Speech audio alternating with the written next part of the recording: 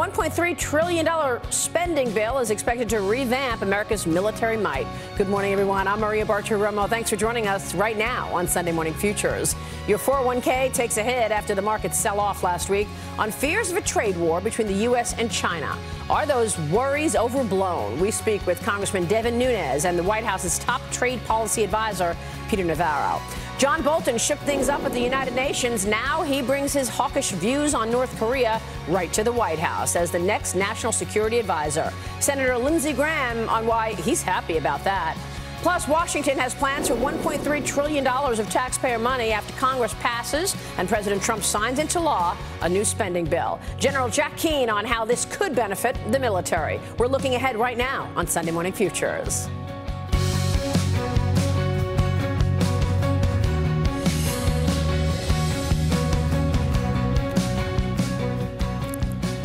President Trump taking on the toughest of foreign policy challenges, using the power of the pen to slap sweeping new tariffs and restrictions on China, sparking fears of a trade war. South Carolina Senator Lindsey Graham is applauding the president's effort to address what he calls unfair trade practices by Beijing. China is a currency manipulator, a thief when it comes to intellectual property. They dump, they cheat, and they're going to pay a price. Keep it up, President Trump. You will win this fight because China needs us more than we need them. A lot more coming up from Senator Lindsey Graham later on in the program. But first, the stock market reacting to the potential of a trade war, even as China calls for cooperation in preventing one. The Dow Jones Industrial Average dropped 724 points on Thursday, marking the fifth largest point decline in history. House Intelligence Committee Chairman Devin Nunes joins me now from the World Ag Expo in California. Congressman Nunes is also a member of the House Ways and Means Committee, along with the chairman of the Intel Committee. So a lot to talk with today with you. Mr. Chairman, good to see you, sir. Thanks so much for joining us. Thank you, Maria. It's great to be on. And there you are, coming from the World Ag Expo with plenty of farmers who no doubt have to be questioning now being forced to pay more to actually get their goods into China. Give us your reaction to the aluminum and steel tariffs and this move this past week on China. Well, China is a big problem. We actually are running an investigation on many aspects of China at the House Intelligence Committee. I think most Americans know that China is in fact stealing our intellectual property. They're spreading globally. They continue to manipulate currencies. So China has to be taken on. I'm not sure that the aluminum and steel tariffs is the way to do it. However, this is the path that the president has outlined for the American people. And let's remember, every president has said that they're going to get tough on people who cheat on trade. This president is actually doing it. And so we're going to have to, so as that happens, we're going to have to watch the markets. I think every trade agreement is going to be negotiated.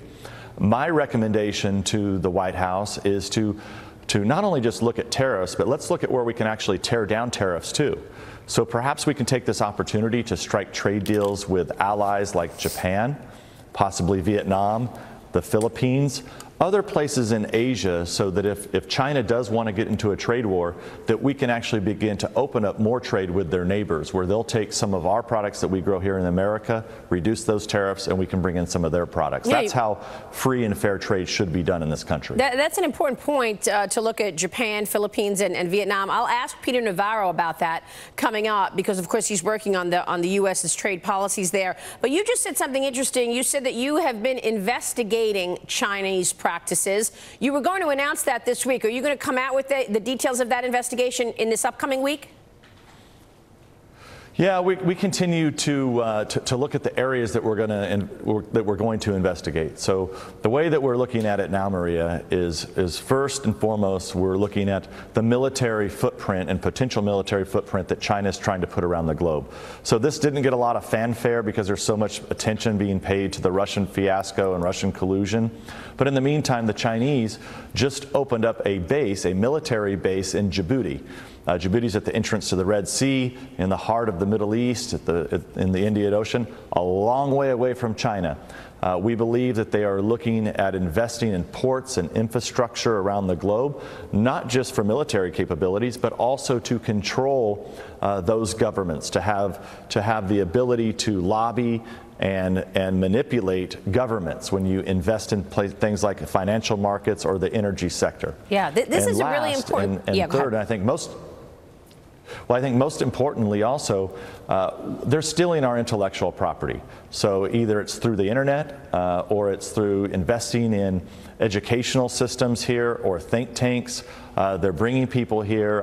I believe that they are stealing Silicon Valley blind, and in just a few years, the American people are going to possibly be looking to China for new coding and new programs because of everything that the Chinese are stealing from here in America. That's right, because they are trying to transfer technology from America to China on some of the most important industries of the future. What I was struck by speaking with you before this interview is you have called China a growing national security threat. So I want to turn to the FBI investigation in a moment, but go through why you see China as this growing national security threat, in particular building those military bases all over the world. Well, I mean, yeah, let's start with that. So I just mentioned that they're building a military base in Djibouti. They are also continuing to put more and more submarines into the oceans. They took over the South China Sea, so they built islands that are essentially, I call them stationary aircraft carriers, all over the South China Sea. So, you know, why does that matter? Why does that matter to people here in California or all over the United States of America? Well, it's because almost 2/3 of the world's global trade goes through that area. And so if they control the entrance to the Red Sea and they control the South China Sea, very strategic locations, I might add, they effectively could cut off world trade if they wanted to. And so I don't see them, you know, nobody wants to have a fight or a war with China or a trade war with China. But the fact of the matter is that they are a communist dictatorship. Most of the major companies are state-owned enterprises. If you're an American and you go try to invest in China, you have to make a deal. Some part of the Communist Party is going to own that deal. If you're not part of the Communist Party in China, you're not going to own a business. So these are the types of things that we have to be concerned about, especially as they begin not only to advance their military capabilities, but also to steal our military secrets. And then furthermore, if you look at smaller countries around the globe, they've really made investments into major infrastructure. So I mentioned that a little bit earlier, but if you come in and the Chinese loan you billions of dollars to build a railway or a port, what countries in Africa have found out that comes with a price. They then want your vote in the United Nations. Wow. So these are the types of things and why China is such a national security threat, and why I think what you're seeing is if the president can kind of move off of the steel and aluminum threats directly, tariffs directly, and move into more of holding China accountable and bringing them to the table, we might be able to strike a deal that we haven't been able to strike in many, many decades. Well, this is a really unreported story, an underreported story. I'm glad you just broke the news that you're actually working on an investigation of all of this, and you will have more details for us on that coming soon. So we'll keep following that, Congressman. I know that there are 10 industries in China that are deemed off limits for foreigners. You cannot even own a joint venture in things like defense and financial services, and we don't do any of that here in the U.S. So we'll keep watching that. But I want to get your take on the other major investigation that you've been working on, and that is, of course, looking at the FBI and its handling of the Hillary Clinton email investigation, as well as this Russia collusion story. Last week, we had one of your colleagues on the program, Chairman Bob Goodlatte of the Judiciary Committee, and here's what he said. Listen to this. Congressman, let's be clear. There are 1.2 million documents. You've only seen 3,000 of them. You've been stonewalled for 5 months. We have seen some documents. We've seen more than we saw from the Obama administration Justice Department, but we need more documents, and we need them now, and we need them unredacted, by the way, Maria. If you keep getting stonewalled and you don't get these documents, are you going to subpoena these documents? Well, the answer is yes. Okay, Congressman, obviously we got the subpoena. It went out late last week. Bob Goodlatte broke the news on this program last Sunday. If you don't get those documents, then what? So if I was Chairman Goodlatte, what I would do quickly, because I had to go through this for the last year, fighting Department of Justice and FBI for documents. I think the American people now know that they stonewalled for many, many months so that we could actually figure out that Fusion GPS was paid by the Democratic Party and the Clinton campaign to collude and interact with Russians to get dirt on President Trump. That took us a long time to find out, and what I would recommend to my colleagues on the House Judiciary Committee, and I applaud Chairman Goodlatte for what he's doing, but don't wait. So when we get back in 2 weeks, if the 1.2 million documents aren't in the Capitol, then he should immediately move to hold Department of Justice and the FBI in contempt. And if we have to vote on contempt, then we should immediately move to impeach those officials. That would be using the full power of the Congress, but we can't wait. We've been listening for over a year and a half to the Democrats in this country scare the American people that they have evidence of collusion with Russians, which they don't. They can't prove it. They've been saying it. You have these investigations ongoing. You have FBI officials who have been fired. Congress is a separate branch of government. We created the Department of Justice, and the Congress needs those documents, and they need them now. They need them yesterday. Well, you obviously, for all of those reasons, shut down, closed your investigation in potential collusion because you did not find any. But I want to go through the findings that you did come up with and report when you announced closing that investigation. What struck you most? Because I find it really incredible that Special Counsel Robert Mueller is not looking at the collusion that we know has existed between the Democrats and the Russians. Wouldn't that be under his purview? Well, I think there's a lot of things that strike me. You asked me what strikes me most about the report that we released. Let me start there. What strikes me most is that we had 70 recommendations and findings. Yet I think you might be the first person to actually cover our recommendations and findings, because all of the media that's essentially allied with the Democratic Party ignored. They went out there with this narrative that the House Republicans were never interested in doing an investigation. However, the opposite is true. We have 70 findings and recommendations. So what I would start with on that is that let's start with paper ballots. Perhaps in this country, we just talked about China. We know that the Russians are always up to no good.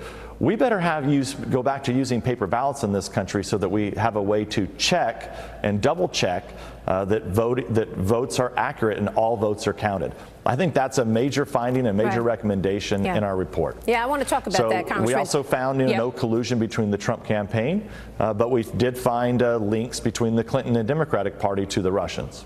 Let's go through those links. We're going to take a short break. When we come back, Congressman Nunes, stay with us and walk us through some of those links. We will talk more about that. And then there's this coming up. And when it comes to the dossier that was used by the Department of Justice to get a warrant against Carter Page, it was prepared by a paid informant of the Democratic Party, a foreign agent with ties to Russia. It is completely unverified, and it should never have been used as a basis for a FISA warrant. And I want a special counsel to look at all of this like Mueller's looking at Trump. Senator Lindsey Graham, one of the several powerful Republican lawmakers now calling. We are back with California Congressman Devin Nunes, chairman of the Intel Committee. He is the chairman of the House Intel Committee that just voted to release the Republican majority's report on the Russia investigation, which found no evidence of collusion between the president and Russia. And Congressman, I was saying this earlier, if we know that the Democrats and the Hillary Clinton campaign paid for the dossier, then the FBI used the dossier to get a warrant to wiretap the president's team, I mean, shouldn't that be under the group of things that the special counsel looks at, since his mandate, Robert Mueller's mandate, was to find collusion with the Russians? Can he ignore it?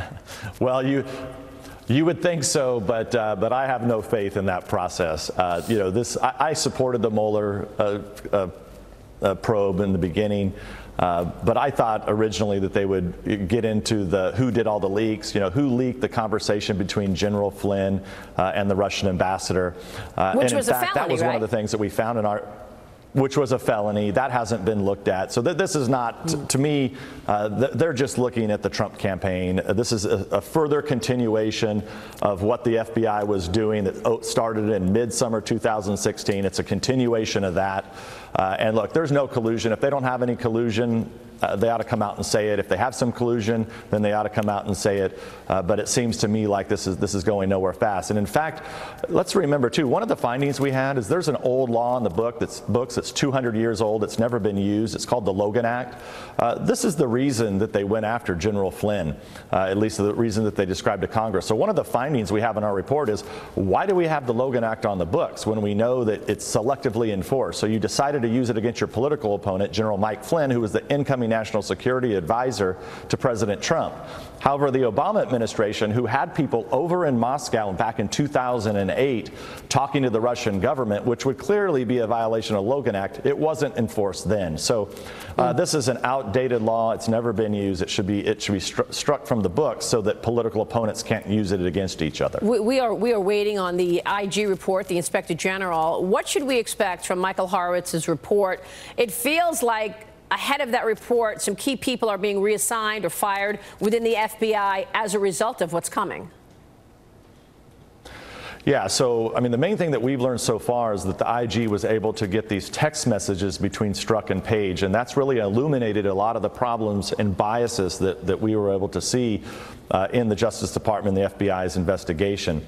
And so it will be interesting to see. This was only, remember the IG report is only looking at how they handled the Clinton email investigation. So we really need that report. The sooner the better, because that information is really pertinent to the investigations that both the Judiciary Committee has going on and the Intelligence Committee, because we're still looking into FISA abuse and other matters. We still have a lot of witnesses to bring in from the State Department and from the FBI and DOJ to try to get to the bottom of, was there a conspiracy to go after the Trump campaign? Did people purposely obstruct Congress's investigation? We still need to get those answers, and that's what we continue to look at. And we'll continue to look for any new text messages that come out to illuminate further information for us. Congressman, it's good to see you, sir. Thanks so much.